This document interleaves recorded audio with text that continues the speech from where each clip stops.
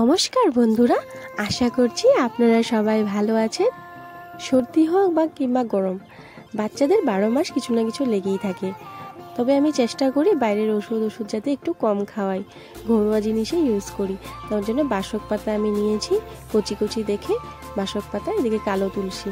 আপনাদের কাছে কালো তুলসী যদি না থাকে সাদা তুলসী ইউজ করতে পারেন, কিন্তু কালো তুলসীটা একটু বেশি বেটার হয়। নিয়ে ভালো এক টুকরা আদা আর গোলমরিচ আমি গুঁড়ো করে রেখেছি, আর যাতে ওদের করবা না লাগে তার জন্য একটু মধু। এটা ভালো করে 2-3 বার ধুয়ে নেব।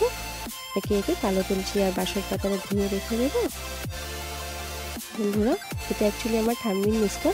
আগের দিনের মানুষ কোথায় ডক্টর যেত, ওরা ঘরোয়া জিনিস এগুলো ইউজ করে ওরা ভালো হয়ে যেত, কিন্তু এখনকার আমরা জানি না আর না হয় করি না সুস্থের জন্য, কিন্তু এগুলাই সবচেয়ে ভালো।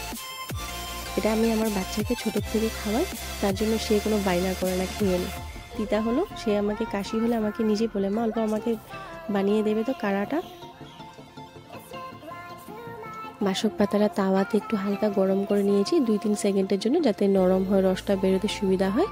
আর বাসক পাতা আর কালো তুলসীটা একে দুইটা থেতো করে নিয়েছি। থেতো করে রসটা চিপে বের করে নিয়েছি, হাত দিয়ে চিপে ছাঁকনির সাহায্যে, যাতে মুখে লাঞ্চটা না পড়ে, তার জন্য চেপে বের করে নিয়েছি।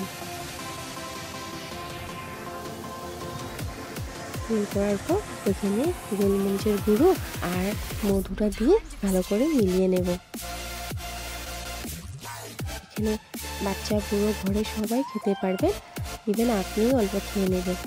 আমরা যদি ঠিক না থাকি সবাইকে কীভাবে ঠিক রাখবেন বলেন? তার জন্য নিজেরও খেয়াল রাখতে লাগে। সেটা বেশি না, 2-3 সেকেন্ডের জন্য হালকা গরম করে নেবেন। গরম করে ব্যাস হয়ে গেল। সবাইকে অল্প অল্প করে সবার মেম্বারের জন্য দিয়ে নেবেন, সাথে আপনার জন্য। ধন্যবাদ।